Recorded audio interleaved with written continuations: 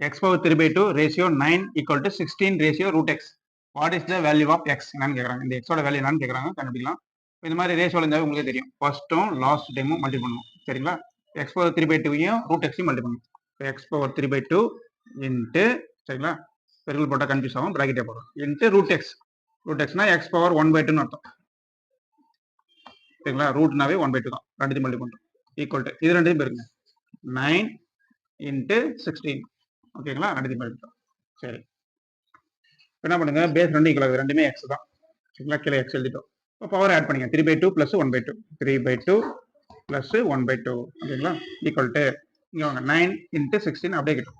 சரிங்களா? அப்படியே கிட்டும், நம்மளுக்கு யூஸ் ஆகும். இப்போ பார்த்தீங்கன்னா எக்ஸ் அப்படியே இருக்கட்டும். 3 by 2 plus 1 by 2 கீழே ரெண்டுமே 2 தான். இப்போ கீழே ஒரு டைம் 2 எழுதிங்க, மேலே 3 plus 1 என்ன வரும், 4 வரும். இப்போ எக்ஸ் பவர் 4 by 2.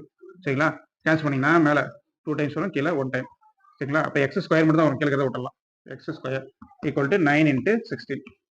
அப்போ x square equal to 9 into 16 இருக்கு. அப்போ எக்ஸ் வேணும்னா இந்த பக்கம் ரூட் எடுக்கணும். சரிங்களா? இது எக்ஸ் ஸ்கொயர், இது எக்ஸ். அப்போ என்ன பண்ணலாம், பிளஸ் ஆர் மைனஸ் போட்டுக்கலாம். Root of 9 into 16. ஓகேங்களா? சரிங்களா? எக்ஸ் ஸ்கொயர்னாவே எக்ஸுக்கு ரெண்டு வேல்யூ இருக்கும், ரெண்டு ரூட்ஸ் இருக்கும். சரிங்களா? அதனால x equal to plus or minus போட்டு ரூட் போட்டுங்க. பிளஸ் ஆர் மைனஸ் ரூட் 9னா 3 இன்ட்டு 16னா ரூட் எடுத்தோம்னா 4. ஓகேங்களா? 4 into 3 12 வரும். இப்போ பிளஸ் ஆர் மைனஸ் 12. எக்ஸோட வேல்யூ பிளஸ் ஆர் மைனஸ் 12 எங்க இருக்கு பாருங்க, டி ஆன்சர். ஓகேங்களா? Plus or minus 12.